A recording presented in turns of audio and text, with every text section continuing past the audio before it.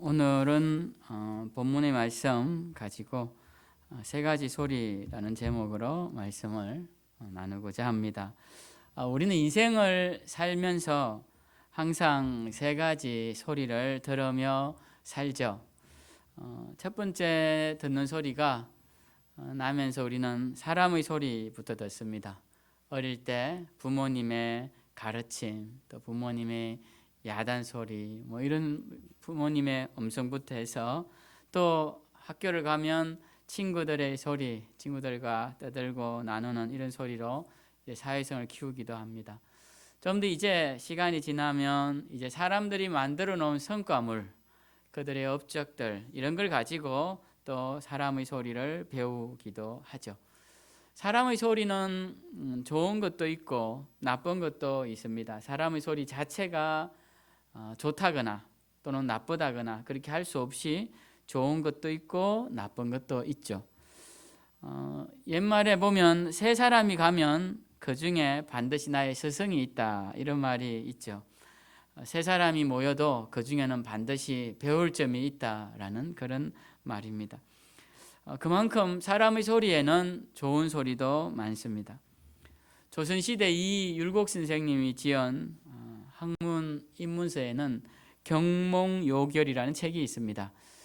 이 경몽요결이라는 것은 어리석음을 깨우치는 중요한 가르침이라는 경몽하다, 어리석음을 깨다라는 의미가 들어가 있는데요. 이 책의 제목처럼 그 속에는 학문을 하는 자들의 자세에 대해서 쭉 나열이 되어 있습니다. 그 중에는 오늘날과 맞지 않는 것도 있지만 그래도 기본적인 학문하는 자세의 입문자들의 그 기본 서적이라고 할 수 있는 책이죠. 그처럼 세상의 소리도 우리의 어리석음을 깨뜨리는데 좋은 역할을 하는 소리들이 있다라는 것입니다. 그러나 또 반대로 사람들의 소리를 도리어 우리에게 어리석게 만드는 그런 좋지 않은 소리도 있습니다. 삼인성호라는 말이 있죠. 세 사람이 모이면 호랑이도 만들어낼 수 있다라는 말입니다. 없는 호랑이도 세 사람이서 이제 짜고 이야기하면 호랑이가 나타났다라는 이야기가 사실로 되게 되는 것이죠. 옳지 않은 말이라도 여러 번 듣다 보면 그 말이 진실처럼 되고 그 말을 들은 사람이 또 그 거짓을 퍼뜨리는 또 통로가 되기도 합니다. 그래서 사람의 말 속에는 사람을 거짓되게 하고 또 나쁘게도 하는 말들도 있죠. 보통 내가 오늘 컨디션이 너무 좋은데 아침에 누군가 나를 보고 왜 이렇게 얼굴에 안색이 안 좋아 이렇게 말을 하고, 또 점심때쯤 누가 오늘 혈색이 안 좋아 보이네 그렇게 해서 몇 번만 말을 들으면 한 7번 정도 말을 들으면 정말 컨디션이 안 좋아진다는 그런, 물론 확인해 보지는 않았지만 그 말에 신빙성이 있는 것 같습니다. 사람들이 자꾸 그런 말을 하는 것이 나는 괜찮은데 사람의 말 때문에 내가 피폐해지거나 또는 컨디션이 나빠지는 경우가 있는 것을 보면 사람의 말은 도리어 다른 사람을 힘들게 하는 그런 부분도 있음을 알게 됩니다. 그래서 우리는 사람의 말을 분별력 있게 들어야 합니다. 어떤 사람의 말에는 거짓도 있고 또 어떤 사람의 말에는 진실도 있고, 그러니까 거짓된 말인지 진실된 말인지 잘 분별하고 이것이 나에게 덕이 되는 말인지 해가 되는 말인지도 잘 분별해서 사람의 말을 들어야 할 것입니다. 그런데 우리 그리스도인들은 늘 듣는 사람의 소리보다 더 중요한 소리가 있죠. 그 소리는 바로 하나님의 음성을 듣는 일에 집중을 해야 합니다. 하나님의 음성 듣기를 사모하고 그 소리를 따라 우리 인생을 설계해야 하는 것이죠. 그래서 그리스도인들은 사람의 말보다 하나님의 음성에 더 귀 기울여야 되고 그 들려진 음성에 순종하며 나아가야 합니다. 그 분명한 이제 예가 오늘 우리가 읽은 본문의 말씀인데요. 오늘 본문에 보면 하나님께서 아담과 하와를 만드시고 에덴이라는 아름다운 동산을 만드시고 그곳에 그 사람들을 살게 하십니다. 그 동산은 인류 최초의 문명이 시작되었던 메소포타미아 지역에 세워진 것으로 추정이 되는데, 왜냐하면 그 에덴 동산에 흐르는 4개의 강물 중에 하나가 유프라테스 강이고, 지금도 이라크에 가면 흐르고 있는 그 강이 유프라테스 강이죠. 그리고 그 에덴 동산에 흘렀다는 3번째 강 히데겔이, 그것이 이제 그리스식 표현으로 하면은 티그리스라고 하는, 지금 이란, 이라크 쪽에 있는 바로 그 강입니다. 그래서 에덴 동산이 그 정도에 있었을 것이다 라고 추정을 할 수 있습니다. 그곳에서 하나님께서 동산을 만드시고 그곳에 사람들을, 2사람을 살게 하십니다. 그리고는 유일한 중요한 한 가지 명령을 내리시죠. 모든 나무의 열매는 네 마음대로 먹되 선악을 알게 하는 나무의 열매는 먹지 말라. 그리고 먹는 날에는 반드시 죽으리라. 이렇게 하나님이 명령을 하시고, 그리고 그 결과에 대해서도 선포를 하십니다. 아담과 하와는 하나님께 들은 가장 최초의 명령인 이 하나님의 말씀을 들었어야 하는 것이죠. 그런데 하나님의 음성은 신기하게 하나님의 음성 뒤따라 나오는 또 다른 음성이 있습니다. 그것이 바로 마귀의 소리인데요. 마귀는 우리가 하나님의 소리를 잘 듣지 못하게 할 뿐만 아니라 하나님의 소리에 대한 기억이 사라져갈 때 그 말씀을 변질시켜서 왜곡시키게 만듭니다. 그래야 결국 하나님을 불순종하게 만드는데요. 오늘 하나님의 말씀이 들려진 장이 2장인데 2장이 끝나는 바로 뒤이어 3장에서 뱀이 나타납니다. 뱀이 나타나서 아담과 하와에게 이 선악을 알게 하는 나무의 열매를 먹어라. 먹으면 너희가 하나님처럼 눈이 밝아져서 선악을 알게 되리라 라고 유혹합니다. 우리는 인생을 살면서 이 3가지 소리를 다 듣습니다. 사람들의 소리도 듣고, 또 하나님의 소리도 듣고, 그리고 마귀의 소리도 들어요. 우리는 사람의 소리 듣는 건 분명하지만 하나님의 소리는 못 들었다라고 하실지 모르겠지만, 지금 들려지는 이것도 하나님께서 종을 통하여 여러분에게 들려주시는 음성입니다. 부자와 거지 나사로의 이야기를 여러분 잘 아시죠? 거지가 죽어서 천국에 가고 부자가 죽어서 지옥불에 떨어졌을 때 그 부자가 아브라함 품에 안겨 있는 그 거지를 보면서 아브라함에게 요청하죠. 지금 저 나사로 거지를 보내어서 우리 아직 죽지 않은 형제들에게 천국과 지옥이 있음을 좀 알려주게 해주십시오. 그러자 아브라함이 그렇게 말하죠. 이미 수많은 종들이, 수많은 하나님의 종들이 가서 수많은 말들을 했다. 그 말을 듣지 않아서 새로 죽었다가 살아난다 하더라도 그 말을 믿지는 않을 것이다. 그 전에 종들의 말도 믿지 않았는데 이 나사로가 죽었다 살아난다 할지라도 그 말은 듣지 않을 것이다 라고 말을 하죠. 우리에게 주어진 하나님의 음성은 우리가 귀를 기울여서 듣지 않고 또 들리더라도 우리가 외면해서 그렇지, 우리에게는 하나님의 음성이 계속적으로 주어졌다라는 것입니다. 하나님의 목소리는 심지어는 광야에서도 외치는 자의 소리가 되어서 우리 가운데 들려진 것이죠. 광야에 외치는 소리는 어떻게 보면 참 듣는 사람도 없이 홀로 외롭게 외치는 소리이죠. 그러나 그 중에 누가 들어도 들을 수 있기 때문에 광야에서도 외치는 소리가 있고 도시에서도 외치는 소리가 있고 사람이 모인 곳에서도 하나님의 소리가 있었다라는 것입니다. 중요한 것은 우리가 그 음성을 듣고 그 음성대로 살아야 하는데 우리가 많이 외면했다라는 것이죠. 그러면 오늘날 어떻게 하면 하나님의 소리를 더 분명하게 들을 수 있을까요? 우리는 사람의 소리가 아닌, 마귀의 소리가 아닌 하나님의 소리를 더 분명하게 듣고 살아야 하는데, 그걸 더 분명하게 듣기 위해서 가장 좋은 방법은 성경을 보는 것입니다. 하나님이 말씀하신 이 성경, 이 계명을 읽고 묵상하고 듣는 것입니다. 이 말씀을 잘 읽고 듣고 순종하면 여러분 가운데 이 약속의 말씀이 능력이 되어서 삶의 놀라운 은혜와 축복들이 주어질 것입니다. 신명기 28장에 보면 모세가 죽기 전에 이제 40년 목회를 마치고 이스라엘 백성들에게 죽기 전에 중요한 설교를 합니다. 그 설교를 하는 내용에 보면 이런 말씀이 있습니다.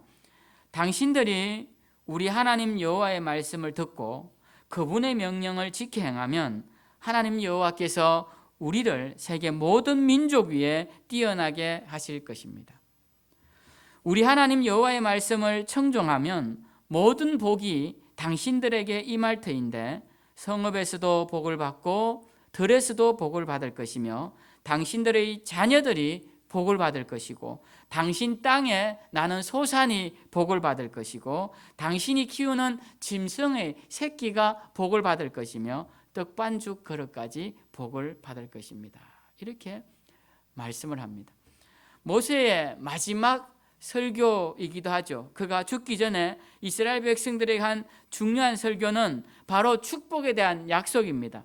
그러나 그 축복에 대한 전제가 있죠. 무엇입니까? 바로 하나님의 말씀을 듣고, 그다음 두 번째는 그분의 명령을 지키고, 그다음 세 번째 하나님 여호와의 말씀을 청종하라라는 같은 말씀이 세 번이나 반복되어 나타납니다.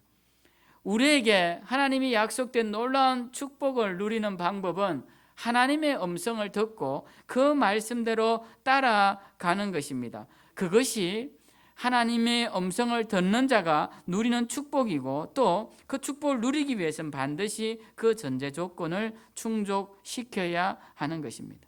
그래서 우리는 하나님의 말씀을 배우고 읽고 순종해야 할 것이고 그것을 듣는 일을 즐거워해야 하는 것입니다. 그런데 우리가 성경의 말씀을 배우고 적용할 때 조심해야 할 것이 있습니다. 성경을 나를 위한 도구로만 생각하고 남의 밭의 물을 내 밭에 대는 아전인수격으로 그 말씀을 해석해서는 안 된다라는 것입니다. 그렇게 말씀을 자기 위주로 해석하면 말씀이 도리어 우리를 시험에 들게 하고 마귀의 유혹에 빠지게 만들기도 한다라는 것입니다. 어떻게 말씀이 우리를 유혹에 빠지게 하느냐라고 여러분 의문을 가지실지 모르겠지만 실제로 이런 예가 예수님께서 직접 당하신 시험에 나오고 있습니다. 예수님께서는 이 땅에 오셔서 세 가지 시험을 받으시죠. 광야에서 세 가지 시험을 받으십니다. 우리가 잘 아는 대로 하나는 돌로 떡을 만들어라라는 시험이고 또 하나는 만국을 보여주면서 나에게 절하라라는 시험입니다. 근데 그 중에 하나 어떤 시험이냐면 높은 성전 꼭대기, 그 당시 성전이 굉장히 높죠. 그 꼭대기에 예수님을 데리고 가서는 여기서 뛰어내리라라고 합니다. 근데 그냥 뛰어내리는 것이 아니라 뛰어내릴 수밖에 없는 합당한 이유를 설명하는데 그 이유가 어디에 나오느냐 하면 바로 성경에 나오는 이야기로 인용을 하더라는 것이죠. 마귀가 인용한 성경은 시편 91편의 말씀인데요. 시편 91편에 보면 이런 말씀이 있습니다. 그가 너를 위하여 그의 천사들을 명령하사 네 모든 길에서 너를 지키게 하실 것이라. 그들의 손으로 너를 붙들어 발이 돌에 부딪히지 아니하게 하리로라. 이 말씀이 있어요. 이 말씀을 마귀가 외우면서 이렇게 말을 합니다. 자, 주의 천사들이 네 발이 돌에 부딪히지 않게 하겠다고 약속되어 있으니 네가 이 말씀을 믿는다면 뛰어내려라 라고 시험하더라라는 것입니다. 사실 이 말씀은 우리도 굉장히 많이 애송하는 말씀입니다. 이 말씀 뒤에 보면 이런 말씀이 있는데요. 네가 사자와 독사를 밟으며 젊은 사자와 뱀을 발로 누르리로다. 이 사도 바울이 인용하기도 했던 말씀이기도 합니다. 그리고 그 뒤에 보면 이런 말씀이 있어요. 하나님이 이르시되 그가 나를 사랑한 적 내가 그를 건지리라. 그가 내 이름을 안 적 내가 그를 높이리라. 그가 내게 간구하리니 내가 그에게 응답하리라. 그들이 환난 당할 때에 내가 그와 함께하여 그를 건지고 영화롭게 하리라. 이 얼마나 많이 애송하는 시편 말씀입니까? 제가 신방 갈 때도 자주 인용하는 말씀인데요. 이 좋은 말씀, 이 귀한 약속을 누가 지금 외우고 있느냐? 마귀가 외우고 있더라는 것입니다. 마귀가 이것을 외우면서 예수님에게 자, 성전 높은 꼭대기에서 뛰어내려라. 말씀을 믿는다면 뛰어내려라라고 시험하고 있다라는 것입니다. 이것이 말씀을 가지고 마귀가 유혹하는 중요한 예입니다. 우리 삶 가운데도 마귀는 단편적인 말씀을 가지고 사람들을 미혹합니다. 성경에 나오는 일례를 가지고 우리에게 들이대면서 자, 너 죄인이지. 자, 너 예수 믿을 자격이 없지. 자, 너 이제 어떻게 해야 되냐고 우리를 다그치고 우리를 좌절하게 하고 절망하게 하는 도구로 도리어 성경을 이용할 때가 많더라는 겁니다. 그 대표적인 사람들이 바로 바리새인들이었습니다. 바리새인들은 성경을 아주 열심히 믿는 자들이었습니다. 근데 중요한 것은 그 말씀을 가지고 많은 사람들에게 올무를 만들어서 무거운 짐을 지어주는 사람이었다는 거예요. 그래서 사람들이 바리새인 앞에만 서면 자신은 작아지는 겁니다. 바리새인들은 사람 앞에 설 때 높은 자요, 큰 자가 되는 것이죠. 이것은 어떤 자들의 모습이냐면 마귀가 행하는 자의 모습이다라는 겁니다. 말씀을 가지고 사람들을 힘들게 하고 사람들을 괴롭히는 것, 도리어 죄인 되게 하고 사람들을 올무에 빠뜨리게 하는 것이 바로 마귀가 하는 일이더라라는 것입니다. 자, 마귀가 이렇게 말씀 가지고 예수님을 시험하자 예수님이 이렇게 말씀으로 시험을 이기십니다. 신명기서에 있는 말씀인데요. 주 너의 하나님을 시험하지 말라라고 말씀합니다. 아주 간단한 말씀이죠. 성경에 어떤 큰 내용도 주 너의 하나님을 시험하는 도구로 사용되어서는 안 된다라는 것입니다. 여러분, 우리는 여기서 중요한 걸 발견할 수 있는데요. 똑같은 성경임에도 불구하고 하나는 마귀가 인용하고 하나는 예수님이 인용하고 있는 것을 보게 됩니다. 이것을 보면서 우리는 무엇을 깨달았냐면 성경은 우리가 원하는 방식으로 아무렇게나 인용하거나 적용해서는 안 된다라는 중요한 사실을 알아야 한다는 겁니다. 만약 성경을 우리가 원하는 것으로 아무렇게나 인용하면 그것은 도리어 마귀의 도구도 될 수 있다라는 걸 알아야 하는 것이죠. 오늘날 많은 이단과 사이비들이 있습니다. 정통 같으면서도 이단인 사람들이 있고요. 또 사이비 같은 사람들도 많이 있습니다. 그래서 옥석을 가리기가 참으로 어렵죠. 주로 이런 이야기를 많이 하는 사람들은 도리어 제가 볼 때는 이단일 가능성이 더 높은데요. 그래서 우리가 너무 사람들을 판단하고 정죄하고 우리는 괜찮다라는 식으로 이야기하는 단체는 늘 조심해야 합니다.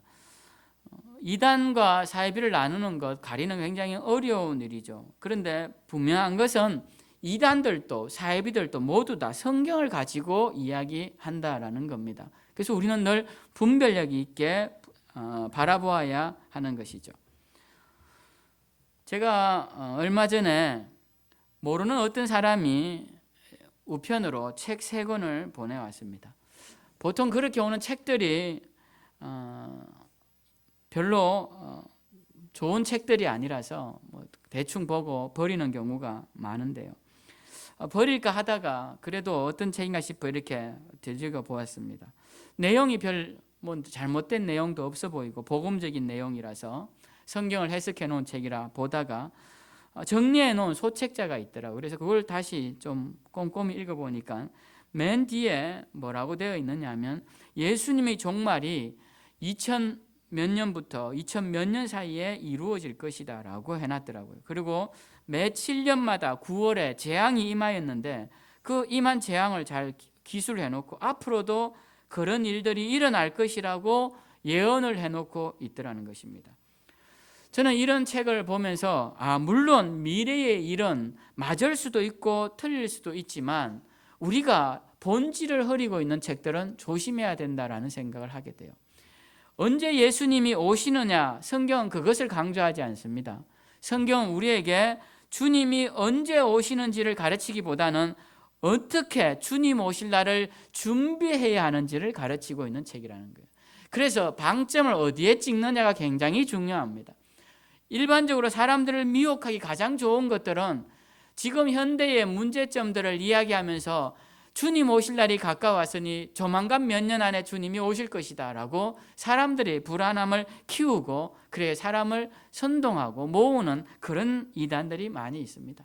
근데 우리는 어떤 소리가 들려도 그리스도가 저기 나타났다, 여기 나타났다, 이런 소리에 우리가 분별력 없이 달려들 것이 아니라 언제 오시든 어떻게 오시든 늘 주님 맞을 준비하는 자세로 우리가 신앙생활하는 것이 더 중요하다라는 이 신앙의 본질을 가지고 있는 것이 더 중요한 것입니다. 그러면 우리는 이러한 것에서, 이러한 유혹에서 우리는 이겨낼 수 있다라는 것이죠.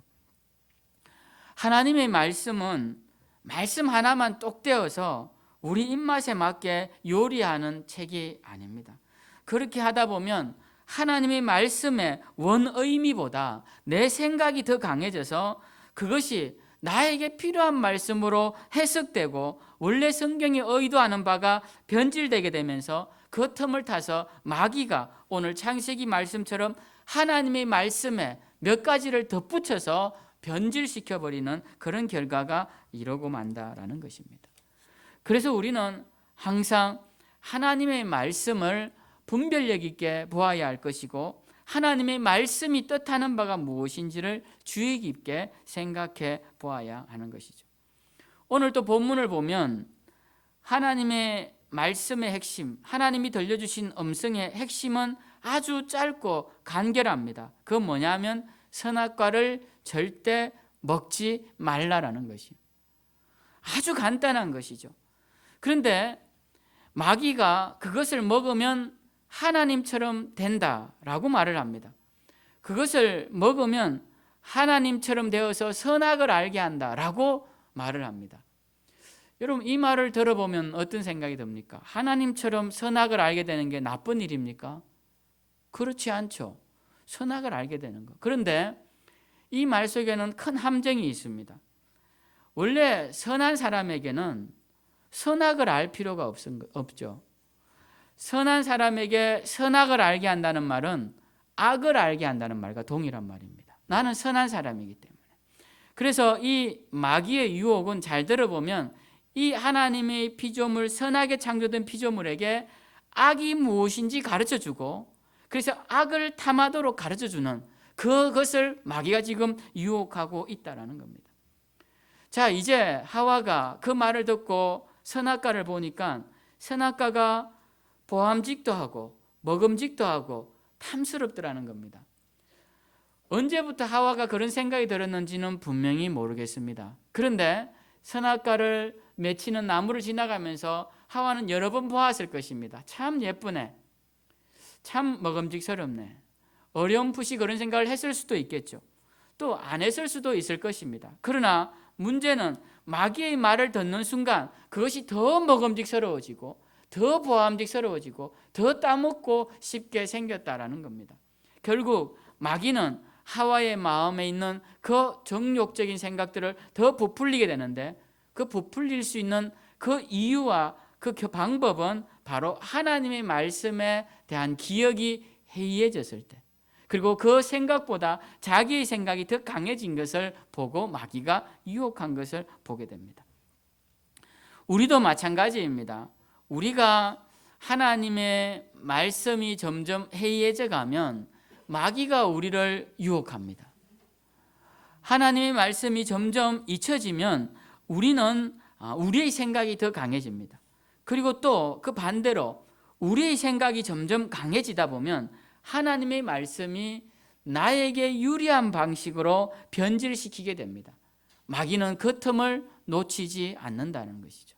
봐라, 말씀에 그렇게 되어 있지 않느냐. 봐라, 네가 하나님 말씀이 이렇게 약속하고 있어도 그렇게 해도 되지 않지 않느냐. 이렇게 우리를 시험에 들게 한다는 겁니다.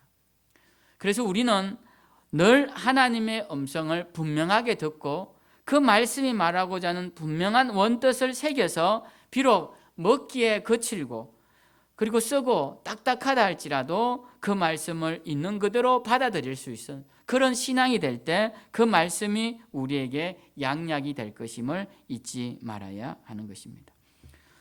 오늘날 우리는 많은 소리를 들으며 살아갑니다. 그래서 하나님의 음성이 희미해져 가고 하나님의 음성이 불분명해져 갈 때가 많습니다.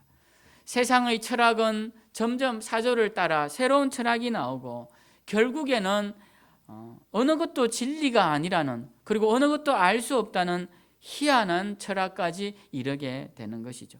마치 아테네 사람들이 온갖 신들을 다 섬기다가 결국은 이름도 모르는 신이라는 신상을 만들어 그 신에게 절한 것처럼 오늘날 우리 현대인들이 그렇게 살아가고 있는 것을 보게 됩니다.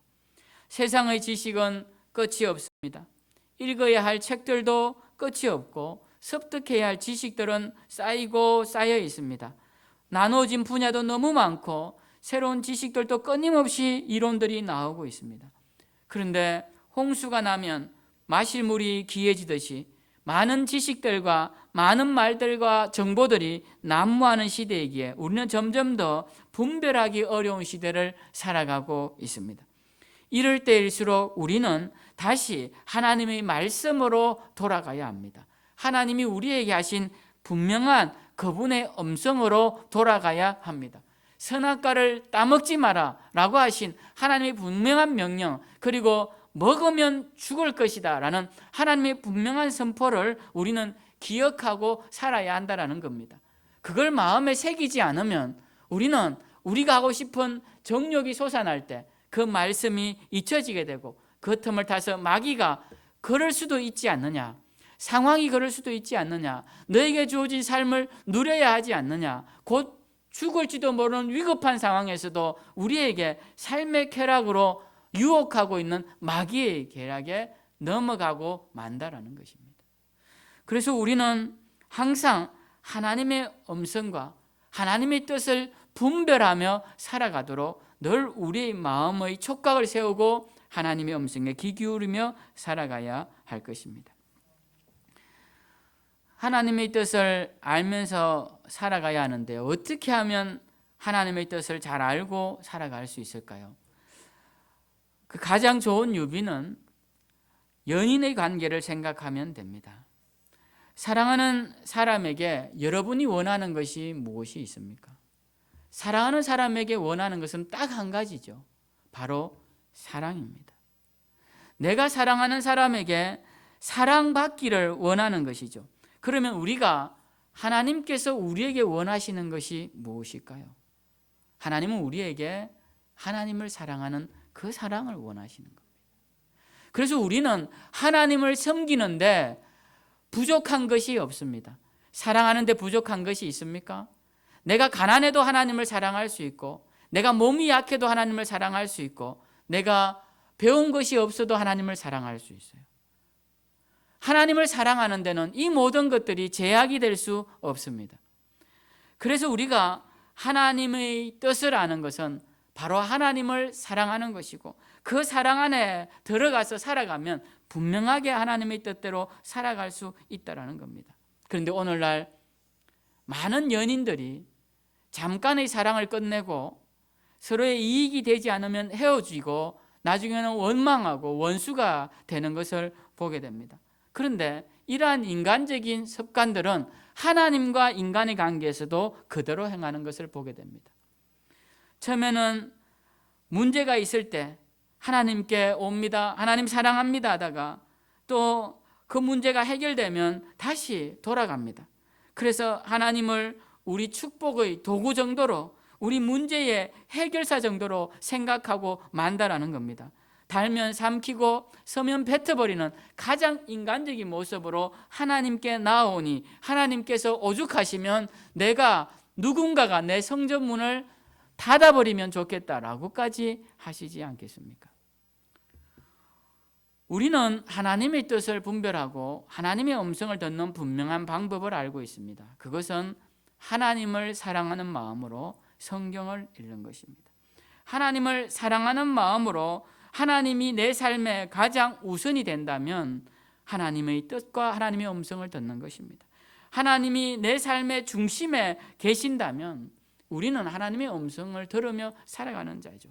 내 삶의 목적이 하나님을 사랑하고 그분과 함께하는 것이 되기를 원한다면 그분은 정말 하나님의 뜻과 음성을 들으며 살아가는 자다라는 것입니다. 우리는 하나님의 음성을 들으면서 때로는 무엇이 하나님의 음성인지 헷갈릴 때가 있습니다. 지금 내가 하려고 하는 이 계획이 하나님의 뜻일까? 또 내가 지금 하고 있는 이 말이 하나님의 뜻일까? 내가 지금 맺고 있는 이 관계가 하나님의 뜻일까? 이런 것들에 대해서 우리가 헷갈릴 때가 있습니다. 아리송할 때가 있죠. 그럴 때 분명하게 하나님의 뜻을 분별하는 방법이 있습니다. 그것은 성경의 큰 두 개의 물줄기에 그 생각들을 잘 반추해 보는 것인데요. 그 두 개의 큰 흐름은 십계명을 보면 명확해집니다. 1계명부터 4계명까지 하나님은 하나님과 인간의 관계를 설명하십니다. 너는 나 외에 다른 신을 섬기지 말고 나 외에 다른 우상을 섬기지 말고 내가 정한 날에 나를 위해 예배하고 내 이름을 존귀하게 세워야 한다라고 말씀을 하셨어요. 그것이 4계명까지의 이야기고, 그 다음에 5계명부터 마지막 계명까지는 하나님과 사람과 사람의 관계에 대해서 말씀을 하십니다. 그래서 내 부모를 공경하라, 이것이 너를 장수하게 할 것이다 라고 말씀하시고, 살인하지 말고 간음하지 말고 거짓말하지 말고 남의 것을 탐내지 말라, 이렇게 말씀을 하십니다. 이것은 다 모두가 사람과의 관계 속에서 나오는 이야기죠. 그래서 성경의 큰 두 물줄기는 뭐냐면, 첫 번째는 하나님을 사랑하는 사랑의 물줄기입니다. 두 번째는 사람을 사랑하는 사람을 향한 사랑의 물줄기입니다. 이것은 십자가에서도 분명하게 나타나는데요. 하나님과 인간의 관계를 나타내는 이 세로나무인 종목과 그리고 사람과 사람을 연결하는 이 횡목이 연결되어서 우리는 십자가를 나타내고 있음을 보게 됩니다. 우리가 주의 말씀을 듣고 또는 우리의 생각을 가지고 이것이 하나님의 뜻일까 아닐까를 생각할 때 우리는 이 두 개의 물줄기로 나오면 됩니다. 그리고 그 생각의 계획들을 꺼내어서, 그 생각의 조각들을 꺼내어서 그 물줄기에 씻어보면 됩니다. 내가 지금 이것이 하나님을 사랑하는 행위인가 씻어보고, 또 하나의 물줄기에 내가 이것이 정말 사람을 사랑하는 그런 이타적인 생각인가, 아니면 나만을 생각하는 이기적이고 타인의 고통에는 전혀 생각하지 않는 너무나 이기적인 욕심인가를 우리가 그 두 물줄기에 씻어보면 된다는 겁니다. 그러면 그것이 거기에 덮여진 오물들이 벗겨지고 해석하기 어려운 것들이 벗겨지면서 진리가 드러나는 것이죠. 과연 나는 하나님의 음성을 듣고 그 말씀을 따라 살아가는가를 알 수 있게 된다라는 것입니다. 우리는 그리스도인으로서 하나님의 말씀을 들어야 합니다. 세상에는 수많은 사람의 소리가 있지만 그 사람의 소리를 따라 살아가지 말아야 합니다. 그리고 세상에는 보이지 않지만 마귀가 늘 우리에게 유혹하는 유혹의 소리들이 있습니다. 이것이 없다고 생각하는 사람은 없을 것입니다. 우리 삶 가운데 가지 말아야 할 길로 인도하는 소리가 있습니다. 하지 말아야 할 것을 하게 만드는 소리가 있습니다. 그 소리는 다 마귀의 소리인 것이죠. 우리는 이 사람의 소리와 마귀의 소리와 하나님의 소리 가운데 이제 무엇을 들을 것인지는 우리가 결정해야 합니다. 하나님은 이미 우리에게 말씀하셨습니다.